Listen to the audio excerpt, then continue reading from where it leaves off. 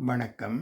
இப்பதிவினை முதற்தடவை பார்ப்பவர்கள் அல்லது ஏற்கனவே பார்க்க தவறியவர்கள் சப்ஸ்கிரைப் பண்ணி பார்க்கும்படி தயவுடன் கேட்டுக்கொள்கிறேன்.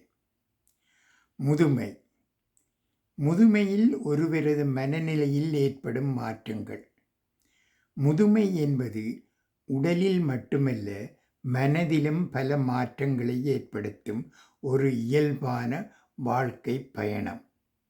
இந்த மாற்றங்களை சரியாக புரிந்து கொண்டால் வயதானவர்களை அதிக அன்புடனும் பொறுமையுடனும் அணுக முடியும். படிநிலை 1. ஓய்வு வாழ்க்கை தொடங்கும் காலம் 60 தொடக்கம் 70 வயது வரை.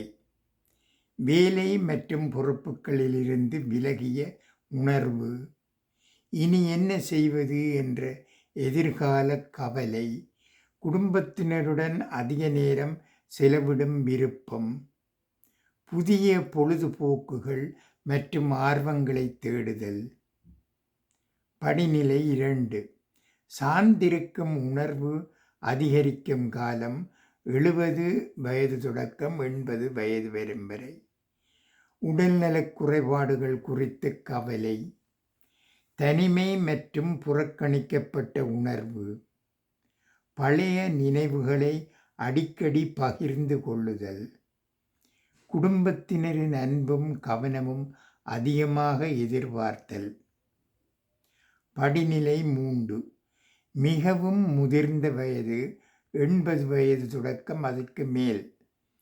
பாதுகாப்பு மற்றும் ஆதரவு தேவை அதிகரித்தல், மரணம் மற்றும் வாழ்க்கையின் அர்த்தம் பற்றிய சிந்தனைகள், சிறிய விஷயங்களுக்கு கூட உணர்ச்சி வசப்படுதல், அன்பு, மரியாதை மற்றும் நிம்மதியை அதிகம் நாடுதல். குடும்பத்தினர் கவனிக்க வேண்டியது: அவர்களின் உணர்வுகளை மதியுங்கள், பொறுமையாக கேட்டு பேசுங்கள், முடிந்தவரை முடிவெடுப்பதில் அவர்களையும் பங்கு பெறச் செய்யுங்கள். தினசரி அன்பையும் மரியாதையும் வெளிப்படுத்துங்கள். முதுமையில் ஏற்படும் மனநிலை மாற்றங்கள் ஒரு நோய் அல்ல, அது வாழ்க்கை பயணத்தின் ஒரு பகுதி. புரிதலும் அன்பும் இருந்தால் அவர்களின் முதுமை நிம்மதியாகவும் மகிழ்ச்சியாகவும் அமையும். நன்றி, வணக்கம்.